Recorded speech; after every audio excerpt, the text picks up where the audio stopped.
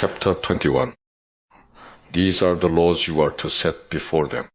If you buy a Hebrew servant, he is to serve you for 6 years, but in the 7th year he shall go free without paying anything. If he comes alone, he is to go free alone, but if he has a wife when he comes, she is to go with him. If his master gives him a wife, and she bears him sons or daughters, the woman and her children shall belong to her master, and only the man shall go free. But if the servant declares, I love my master and my wife and children and do not want to go free, then his master must take him before the judges. He shall take him to the door or the doorpost and pierce his ear with an awl. Then he will be his servant for life. If a man sells his daughter as a servant, she is not to go free as menservants do. If she does not please the master who has selected her for himself, he must let her be redeemed. He has no right to sell her to foreigners, because he has broken faith with her. If he selects her for his son, he must grant her the rights of a daughter. If he marries another woman, he must not deprive the first one of her food, clothing, and marital rights. If he does not provide her with these 3 things, she is to go free, without any payment of money. Anyone who strikes a man and kills him shall surely be put to death. However, if he does not do it intentionally, but God lets it happen, he is to flee to a place I will designate. But if a man schemes and kills another man deliberately, take him away from my altar and put him to death. Anyone who attacks his father or his mother must be put to death. Anyone who kidnaps another and either sells him or still has him when he is caught must be put to death. Anyone who curses his father or mother must be put to death. If men quarrel and one hits the other with a stone or with his fist and he does not die but is confined to bed, the one who struck the blow will not be held responsible if the other gets up and walks around outside with his staff. However, he must pay the injured man for the loss of his time and see that he is completely healed. If a man beats his male or female slave with a rod and the slave dies as a direct result, he must be punished. But he is not to be punished if the slave gets up after a day or 2, since the slave is his property. If men who are fighting hit a pregnant woman and she gives birth prematurely, but there is no serious injury, the offender must be fined, whatever the woman's husband demands and the court allows. But if there is serious injury, you are to take life for life. Eye for eye, tooth for tooth, hand for hand, foot for foot, burn for burn, wound for wound, bruise for bruise. If a man hits a manservant or maidservant in the eye and destroys it, he must let the servant go free to compensate for the eye. And if he knocks out the tooth of a manservant or maidservant, he must let the servant go free to compensate for the tooth. If a bull gores a man or a woman to death, the bull must be stoned to death, and its meat must not be eaten, but the owner of the bull will not be held responsible. If, however, the bull has had the habit of goring, and the owner has been warned, but has not kept it penned up, and it kills a man or woman, the bull must be stoned, and the owner also must be put to death. However, if payment is demanded of him, he may redeem his life by paying whatever is demanded. This law also applies if the bull gores a son or daughter. If the bull gores a male or female slave, the owner must pay 30 shekels of silver to the master of the slave, and the bull must be stoned. If a man uncovers a pit or digs one and fails to cover it, and an ox or a donkey falls into it, the owner of the pit must pay for the loss. He must pay its owner, and the dead animal will be his. If a man's bull injures the bull of another, and it dies, they are to sell the live one, and divide both the money and the dead animal equally. However, if it was known that the bull had the habit of goring, yet the owner did not keep it penned up, the owner must pay, animal for animal, and the dead animal will be his. Chapter 22. If a man steals an ox or a sheep and slaughters it or sells it, he must pay back 5 head of cattle for the ox and 4 sheep for the sheep. If a thief is caught breaking in and is struck so that he dies, the defender is not guilty of bloodshed. But if it happens after sunrise, he is guilty of bloodshed. A thief must certainly make restitution, but if he has nothing, he must be sold to pay for his theft. If the stolen animal is found alive in his possession, whether ox or donkey or sheep, he must pay back double. If a man grazes his livestock in a field or vineyard and lets them stray and they graze in another man's field, he must make restitution from the best of his own field or vineyard. If a fire breaks out and spreads into thorn bushes so that it burns shocks of grain or standing grain or the whole field, the one who started the fire must make restitution. If a man gives his neighbor silver or goods for safekeeping, and they are stolen from the neighbor's house, the thief, if he is caught, must pay back double. But if the thief is not found, the owner of the house must appear before the judges to determine whether he has laid his hands on the other man's property. In all cases of illegal possession of an ox, a donkey, a sheep, a garment, or any other lost property about which somebody says, "This is mine," both parties are to bring their cases before the judges. The one whom the judges declare guilty must pay back double to his neighbor. If a man gives a donkey, an ox, a sheep, or any other animal to his neighbor for safekeeping, and it dies or is injured or is taken away while no one is looking, the issue between them will be settled by the taking of an oath before the Lord, that the neighbor did not lay hands on the other person's property. The owner is to accept this, and no restitution is required. But if the animal was stolen from the neighbor, he must make restitution to the owner. If it was torn to pieces by a wild animal, he shall bring in the remains as evidence, and he will not be required to pay for the torn animal. If a man borrows an animal from his neighbor, and it is injured or dies, while the owner is not present, he must make restitution. But if the owner is with the animal, the borrower will not have to pay. If the animal was hired, the money paid for the hire covers the loss. If a man seduces a virgin who is not pledged to be married and sleeps with her, he must pay the bride price, and she shall be his wife. If her father absolutely refuses to give her to him, he must still pay the bride price for virgins. Do not allow a sorceress to live. Anyone who has sexual relations with an animal must be put to death. Whoever sacrifices to any god other than the Lord must be destroyed. Do not mistreat an alien or oppress him, for you were aliens in Egypt. Do not take advantage of a widow or an orphan. If you do and they cry out to me, I will certainly hear their cry. My anger will be aroused, and I will kill you with the sword. Your wives will become widows, and your children fatherless. If you lend money to one of my people among you who is needy, do not be like a moneylender. Charge him no interest. If you take your neighbor's cloak as a pledge, return it to him by sunset, because his cloak is the only covering he has for his body. What else will he sleep in? When he cries out to me, I will hear, for I am compassionate. Do not blaspheme God or curse the ruler of your people. Do not hold back offerings from your granaries or your vats. You must give me the firstborn of your sons. Do the same with your cattle and your sheep.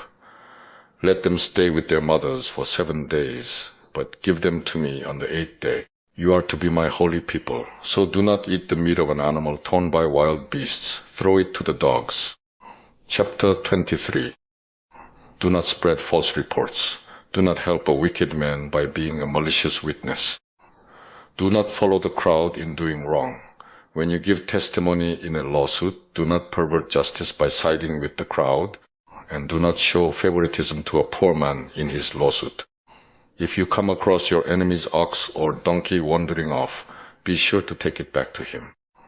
If you see the donkey of someone who hates you fallen down under its load, do not leave it there. Be sure you help him with it. Do not deny justice to your poor people in their lawsuits. Have nothing to do with a false charge, and do not put an innocent or honest person to death, for I will not acquit the guilty. Do not accept a bribe, for a bribe blinds those who see and twists the words of the righteous. Do not oppress an alien. You yourselves know how it feels to be aliens, because you were aliens in Egypt. For 6 years you are to sow your fields and harvest the crops. But during the 7th year, let the land lie unplowed and unused. Then the poor among your people may get food from it, and the wild animals may eat what they leave. Do the same with your vineyard and your olive grove. 6 days do your work, but on the seventh day do not work, so that your ox and your donkey may rest, and the slave born in your household, and the alien as well, may be refreshed. Be careful to do everything I have said to you. Do not invoke the names of other gods. Do not let them be heard on your lips. 3 times a year you are to celebrate a festival to me. Celebrate the feast of unleavened bread. For 7 days eat bread made without yeast, as I commanded you. Do this at the appointed time in the month of Abib, for in that month you came out of Egypt. No one is to appear before me empty-handed. Celebrate the feast of harvest with the first fruits of the crops you sow in your field. Celebrate the feast of ingathering at the end of the year, when you gather in your crops from the field. 3 times a year all the men are to appear before the sovereign Lord. Do not offer the blood of a sacrifice to me, along with anything containing yeast. The fat of my festival offerings must not be kept until morning. Bring the best of the first fruits of your soil to the house of the Lord your God. Do not cook a young goat in its mother's milk. See, I am sending an angel ahead of you to guard you along the way and to bring you to the place I have prepared. Pay attention to him and listen to what he says. Do not rebel against him. He will not forgive your rebellion, since my name is in him. If you listen carefully to what he says and do all that I say, I will be an enemy to your enemies and will oppose those who oppose you. My angel will go ahead of you and bring you into the land of the Amorites, Hittites, Perizzites, Canaanites, Hivites, and Jebusites, and I will wipe them out. Do not bow down before their gods or worship them or follow their practices. You must demolish them and break their sacred stones to pieces. Worship the Lord your God, and his blessing will be on your food and water. I will take away sickness from among you, and none will miscarry or be barren in your land. I will give you a full lifespan. I will send my terror ahead of you and throw into confusion every nation you encounter. I will make all your enemies turn their backs and run. I will send the hornet ahead of you to drive the Hivites, Canaanites, and Hittites out of your way.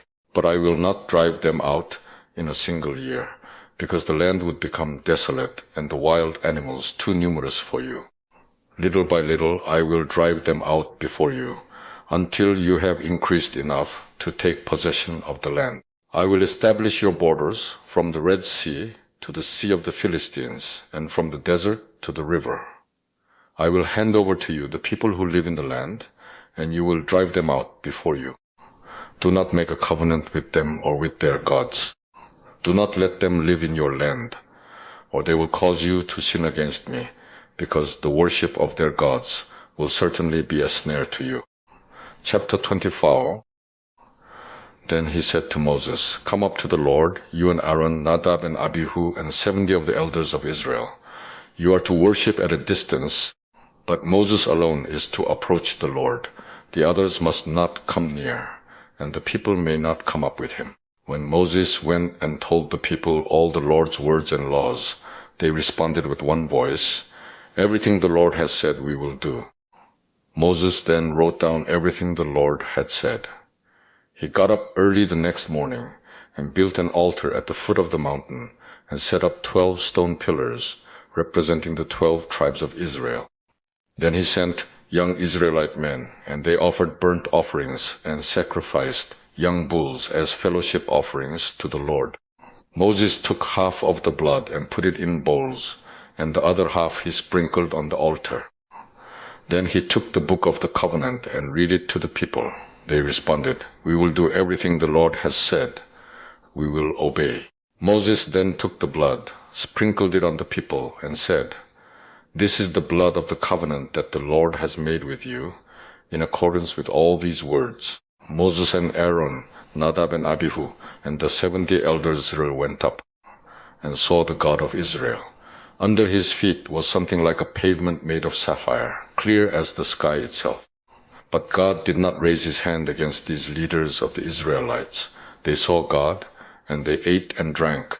The Lord said to Moses, Come up to me on the mountain and stay here, and I will give you the tablets of stone, with the law and commands I have written for their instruction. Then Moses set out with Joshua his aide, and Moses went up on the mountain of God. He said to the elders, "Wait here for us until we come back to you. Aaron and Hur are with you, and anyone involved in a dispute can go to them."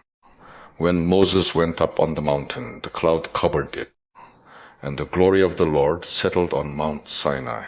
For 6 days the cloud covered the mountain, and on the 7th day the Lord called to Moses from within the cloud.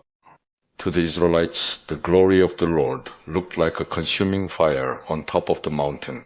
Then Moses entered the cloud as he went on up the mountain, and he stayed on the mountain 40 days and 40 nights. Chapter 25. The Lord said to Moses, "Tell the Israelites to bring me an offering. You are to receive the offering for me from each man whose heart prompts him to give. These are the offerings you are to receive from them: gold, silver, and bronze, blue, purple, and scarlet yarn and fine linen, goat hair, ram skins dyed red, and hides of sea cows, acacia wood, olive oil for the light, spices for the anointing oil and for the fragrant incense, and onyx stones and other gems to be mounted on the ephod and breastpiece. Then have them make a sanctuary for me, and I will dwell among them. Make this tabernacle and all its furnishings exactly like the pattern I will show you. Have them make a chest of acacia wood, 2.5 cubits long, 1.5 cubits wide, and 1.5 cubits high. Overlay it with pure gold, both inside and out, and make a gold molding around it. Cast 4 gold rings for it and fasten them to its 4 feet, with 2 rings on one side and 2 rings on the other. Then make poles of acacia wood and overlay them with gold. Insert the poles into the rings on the sides of the chest to carry it. The poles are to remain in the rings of this ark. They are not to be removed. Then put in the ark the testimony which I will give you. Make an atonement cover of pure gold, 2.5 cubits long and 1.5 cubits wide. And make 2 cherubim out of hammered gold at the ends of the cover.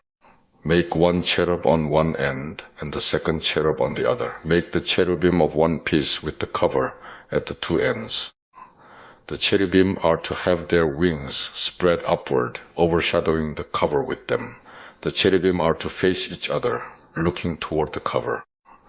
Place the cover on top of the ark and put in the ark the testimony which I will give you. There, above the cover, between the 2 cherubim that are over the ark of the testimony, I will meet with you and give you all my commands for the Israelites. Make a table of acacia wood, 2 cubits long, 1 cubit wide, and 1.5 cubits high. Overlay it with pure gold and make a gold molding around it. Also make around the rim a handbreadth wide and put a gold molding on the rim. Make 4 gold rings for the table and fasten them to the 4 corners, where the 4 legs are. The rings are to be close to the rim to hold the poles used in carrying the table. Make the poles of acacia wood, overlay them with gold and carry the table with them. And make its plates and dishes of pure gold, as well as its pitchers and bowls for the pouring out of offerings. Put the bread of the presence on this table to be before me at all times. Make a lampstand of pure gold and hammer it out, base and shaft. Its flower-like cups, buds, and blossoms shall be of one piece with it. 6 branches are to extend from the sides of the lampstand, 3 on one side and 3 on the other. 3 cups shaped like almond flowers, with buds and blossoms, are to be on one branch, 3 on the next branch, and the same for all 6 branches extending from the lampstand.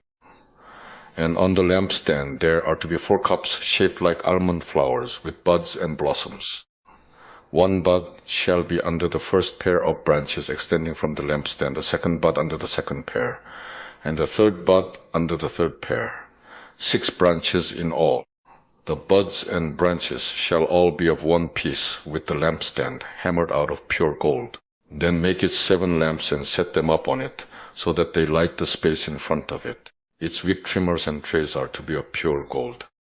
A talent of pure gold is to be used for the lampstand and all these accessories. See that you make them according to the pattern shown you on the mountain. Chapter 26. Make the tabernacle with 10 curtains of finely twisted linen and blue, purple, and scarlet yarn, with cherubim worked into them by a skilled craftsman.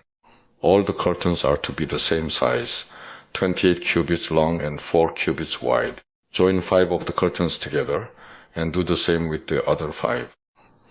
Make loops of blue material along the edge of the end curtain in one set, and do the same with the end curtain in the other set. Make 50 loops on one curtain and 50 loops on the end curtain of the other set, with the loops opposite each other. Then make 50 gold clasps and use them to fasten the curtains together so that the tabernacle is a unit. Make curtains of goat hair for the tent over the tabernacle, 11 altogether. All 11 curtains are to be the same size, 30 cubits long and 4 cubits wide. Join 5 of the curtains together into one set and the other 6 into another set. Fold the 6th curtain double at the front of the tent. Make 50 loops along the edge of the end curtain in one set and also along the edge of the end curtain in the other set. Then make 50 bronze clasps and put them in the loops to fasten the tent together as a unit. As for the additional length of the tent curtains, the half curtain that is left over is to hang down at the rear of the tabernacle. The tent curtains will be a cubit longer on both sides. What is left will hang over the sides of the tabernacle so as to cover it. Make for the tent a covering of ram skins dyed red, and over that a covering of hides of sea cows. Make upright frames of acacia wood for the tabernacle. Each frame is to be 10 cubits long and a cubit and a half wide, with 2 projections set parallel to each other. Make all the frames of the tabernacle in this way. Make 20 frames for the south side of the tabernacle, and make 40 silver bases to go under them, 2 bases for each frame, 1 under each projection. For the other side, the north side of the tabernacle, make 20 frames, and 40 silver bases, 2 under each frame. Make 6 frames for the far end, that is, the west end of the tabernacle, and make 2 frames for the corners at the far end. At these 2 corners, they must be double from the bottom all the way to the top, and fitted into a single ring. Both shall be like that. So there will be 8 frames and 16 silver bases, 2 under each frame. Also make crossbars of acacia wood, 5 for the frames on one side of the tabernacle, 5 for those on the other side, and 5 for the frames on the west, at the far end of the tabernacle. The center crossbar is to extend from end to end at the middle of the frames. Overlay the frames with gold and make gold rings to hold the crossbars. Also overlay the crossbars with gold. Set up the tabernacle according to the plan shown you on the mountain. Make a curtain of blue, purple, and scarlet yarn and finely twisted linen, with cherubim worked into it by a skilled craftsman. Hang it with gold hooks on 4 posts of acacia wood overlaid with gold and standing on 4 silver bases. Hang the curtain from the clasps and place the ark of the testimony behind the curtain. The curtain will separate the holy place from the most holy place.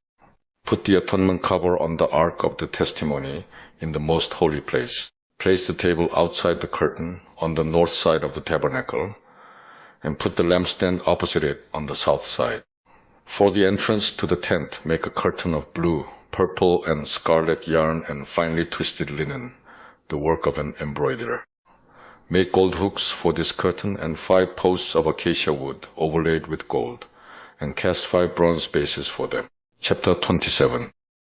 Build an altar of acacia wood, 3 cubits high. It is to be square, 5 cubits long, and 5 cubits wide. Make a horn at each of the 4 corners, so that the horns and the altar are of one piece, and overlay the altar with bronze.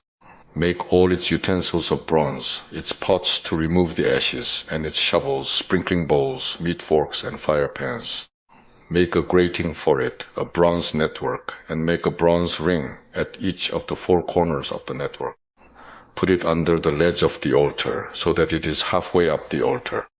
Make poles of acacia wood for the altar and overlay them with bronze. The poles are to be inserted into the rings, so they will be on 2 sides of the altar when it is carried. Make the altar hollow out of boards. It is to be made just as you were shown on the mountain. Make a courtyard for the tabernacle. The south side shall be 100 cubits long, and is to have curtains of finely twisted linen. with 20 posts and 20 bronze bases, and with silver hooks and bands on the posts. The north side shall also be 100 cubits long, and is to have curtains, with 20 posts and 20 bronze bases, and with silver hooks and bands on the posts. The west end of the courtyard shall be 50 cubits wide, and have curtains, with 10 posts and 10 bases. On the east end, toward the sunrise, the courtyard shall also be 50 cubits wide. Curtains 15 cubits long are to be on one side of the entrance, with 3 posts and 3 bases. And curtains 15 cubits long are to be on the other side, with 3 posts and 3 bases. For the entrance to the courtyard, provide a curtain 20 cubits long, of blue, purple and scarlet yarn and finely twisted linen, the work of an embroiderer, with 4 posts and 4 bases. All the posts around the courtyard are to have silver bands and hooks and bronze bases. The courtyard shall be 100 cubits long and 50 cubits wide, with curtains of finely twisted linen, 5 cubits high, and with bronze bases.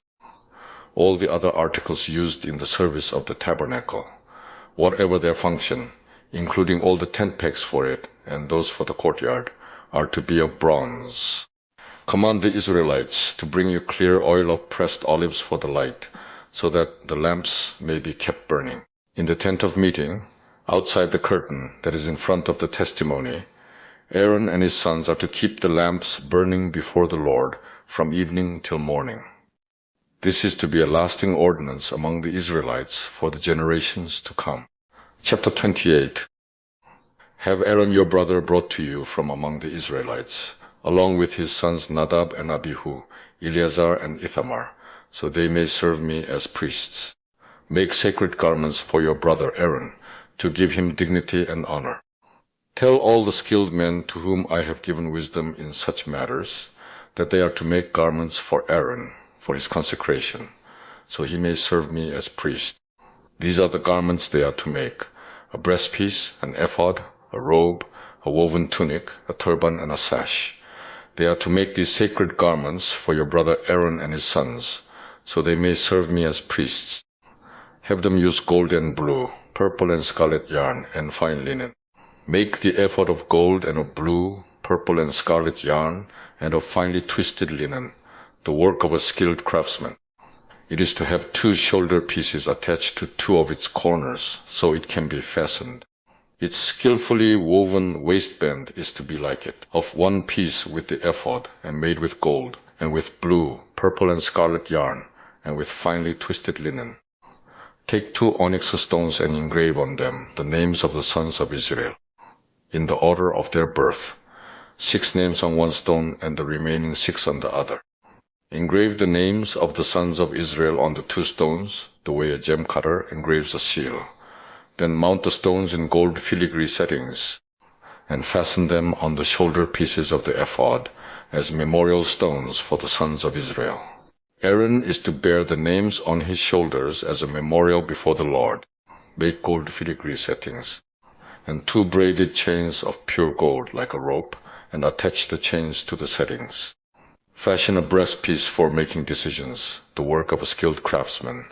Make it like the ephod, of gold, and of blue, purple, and scarlet yarn, and of finely twisted linen. It is to be square, a span long and a span wide, and folded double. Then mount 4 rows of precious stones on it. In the first row there shall be a ruby, a topaz, and a beryl.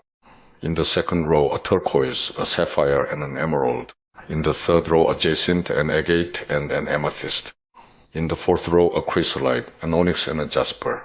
Mount them in gold filigree settings. There are to be 12 stones, 1 for each of the names of the sons of Israel, each engraved like a seal, with the name of one of the 12 tribes. For the breastpiece make braided chains of pure gold, like a rope. Make 2 gold rings for it, and fasten them to 2 corners of the breastpiece. Fasten the 2 gold chains to the rings at the corners of the breastpiece, and the other ends of the chains to the 2 settings, attaching them to the shoulder pieces of the ephod at the front. Make 2 gold rings and attach them to the other 2 corners of the breastpiece on the inside edge next to the ephod. Make 2 more gold rings and attach them to the bottom of the shoulder pieces on the front of the ephod, close to the seam just above the waistband of the ephod. The rings of the breastpiece are to be tied to the rings of the ephod with blue cord, connecting it to the waistband, so that the breastpiece will not swing out from the ephod. Whenever Aaron enters the holy place, he will bear the names of the sons of Israel over his heart on the breastpiece of decision as a continuing memorial before the Lord. Also put the Urim and the Thummim in the breastpiece, so they may be over Aaron's heart whenever he enters the presence of the Lord. Thus Aaron will always bear the means of making decisions for the Israelites over his heart before the Lord. Make the robe of the ephod entirely of blue cloth, with an opening for the head in its center. There shall be a woven edge like a collar around this opening, so that it will not tear. Make pomegranates of blue, purple, and scarlet yarn around the hem of the robe, with gold bells between them. The gold bells and the pomegranates are to alternate around the hem of the robe. Aaron must wear it when he ministers. The sound of the bells will be heard when he enters the holy place before the Lord, and when he comes out, so that he will not die. Make a plate of pure gold and engrave on it as on a seal, holy to the Lord. Fasten a blue cord to it to attach it to the turban. It is to be on the front of the turban. It will be on Aaron's forehead, and he will bear the guilt involved in the sacred gifts the Israelites consecrate, whatever their gifts may be. It will be on Aaron's forehead continually, so that they will be acceptable to the Lord. Weave the tunic of fine linen and make the turban of fine linen. The sash is to be the work of an embroiderer. Make tunics, sashes, and headbands for Aaron's sons, to give them dignity and honor. After you put these clothes on your brother Aaron and his sons, anoint and ordain them. Consecrate them so they may serve me as priests. Make linen undergarments as a covering for the body, reaching from the waist to the thigh. Aaron and his sons must wear them whenever they enter the tent of meeting or approach the altar to minister in the holy place, so that they will not incur guilt and die. This is to be a lasting ordinance for Aaron and his descendants. Chapter 29. This is what you are to do to consecrate them, so they may serve me as priests. Take a young bull and 2 rams without defect, and from fine wheat flour without yeast, make bread and cakes mixed with oil, and wafers spread with oil. Put them in a basket and present them in it, along with the bull and the 2 rams. Then bring Aaron and his sons to the entrance to the tent of meeting, and wash them with water. Take the garments and dress Aaron with the tunic, the robe of the ephod itself, and the breastpiece. Fasten the ephod on him by its skillfully woven waistband. Put the turban on his head and attach the sacred diadem to the turban. Take the anointing oil and anoint him by pouring it on his head. Bring his sons and dress them in tunics and put headbands on them. Then tie sashes on Aaron and his sons. The priesthood is theirs by a lasting ordinance. In this way you shall ordain Aaron and his sons. Bring the bull to the front of the tent of meeting, and Aaron and his sons shall lay their hands on its head. Slaughter it in the Lord's presence at the entrance to the tent of meeting.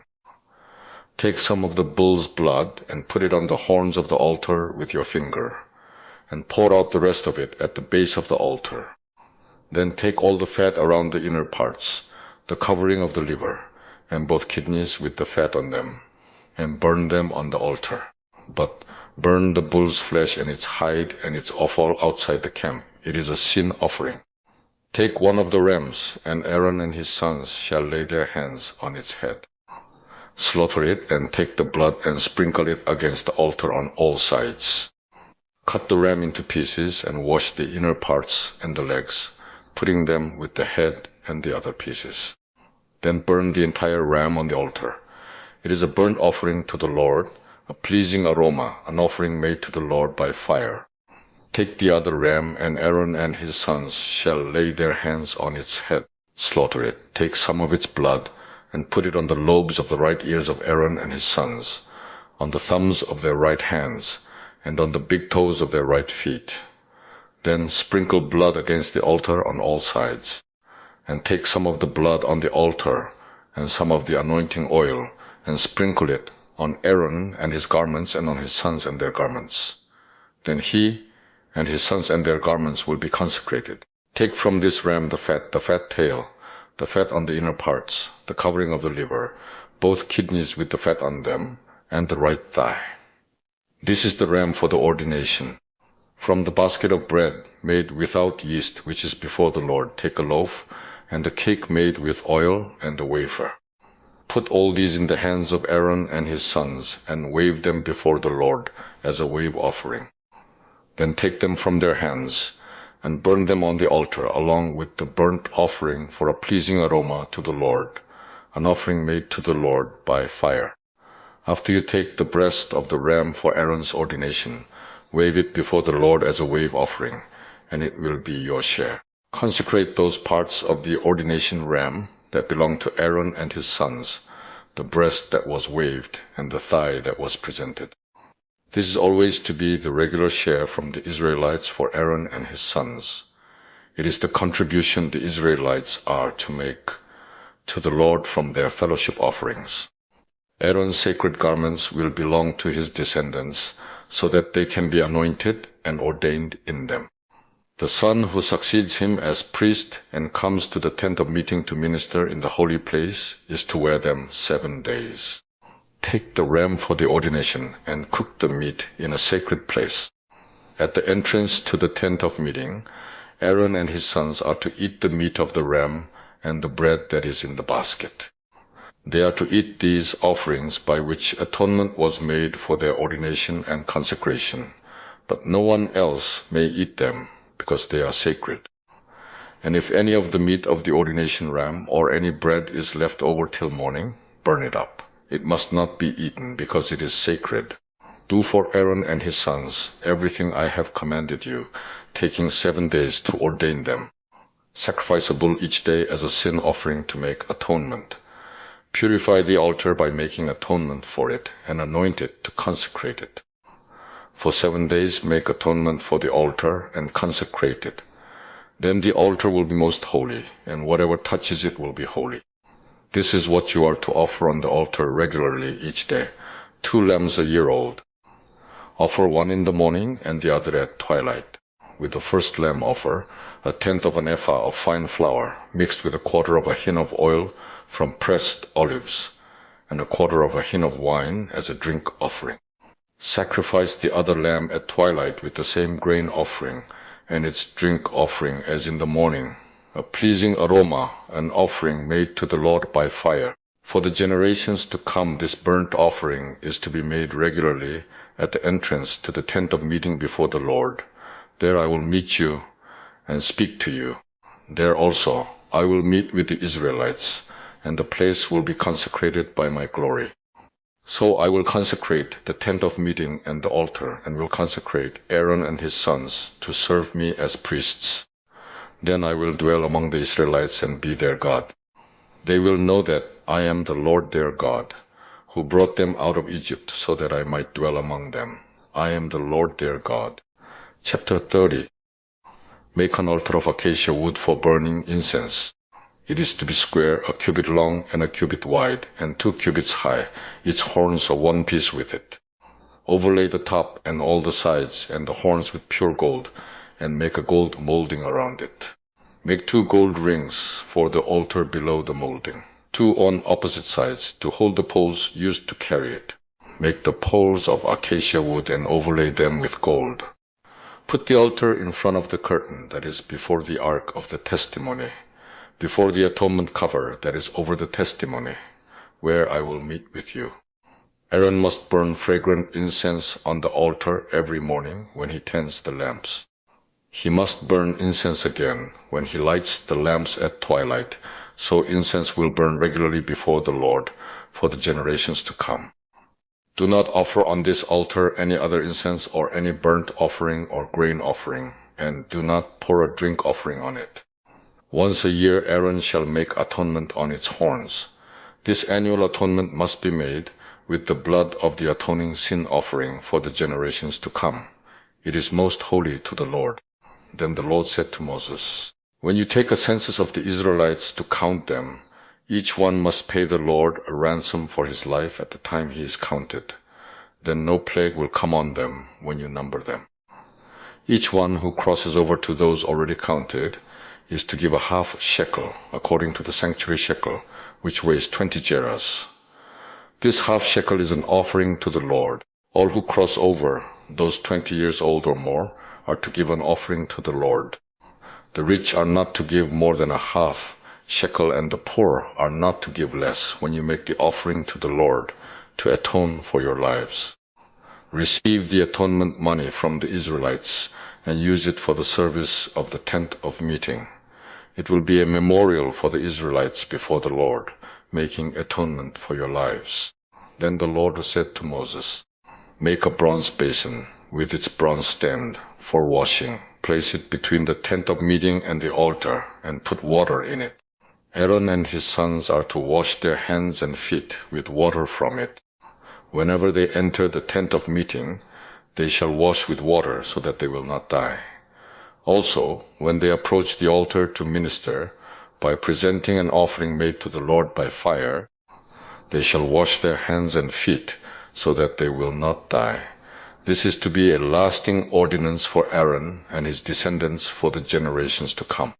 Then the Lord said to Moses, "Take the following fine spices, 5 shekels of liquid myrrh, half as much, that is 250 shekels, of fragrant cinnamon, 250 shekels of fragrant cane, 500 shekels of cassia, all according to the sanctuary shekel, and the hin of olive oil.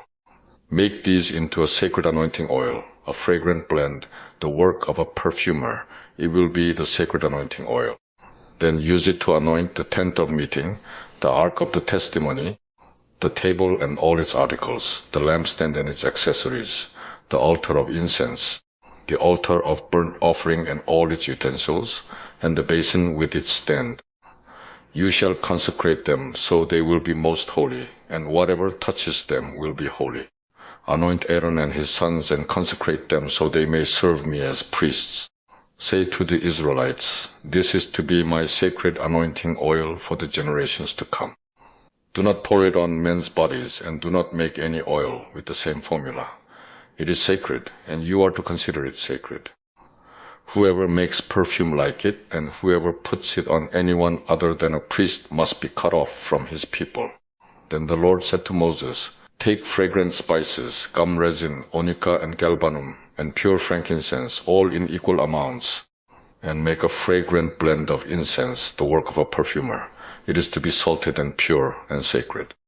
Grind some of it to powder and place it in front of the testimony in the tent of meeting, where I will meet with you. It shall be most holy to you. Do not make any incense with this formula for yourselves. Consider it holy to the Lord. Whoever makes any like it to enjoy its fragrance must be cut off from his people."